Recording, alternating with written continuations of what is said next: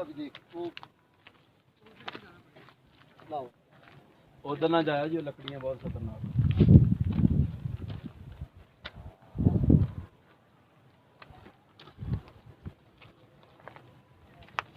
इस वक्त हम खपरचू पोर्ट पे मौजूद हैं। स्टीप चढ़ाई थी जो चढ़ना यकीनन बड़ा मुश्किल काम था, लेकिन अल्लाह का शुक्र है कि मुश्किल आसान हो गई। अब हम इस लम्हे को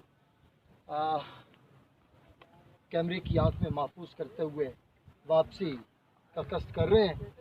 इंशाअल्लाह जिस तरह आए थे बफ़ज़्ल खुदा वापसी भी उसी हिम्मत और हौसले के साथ हो जाएगी। बहुत शुक्रिया। Thank you.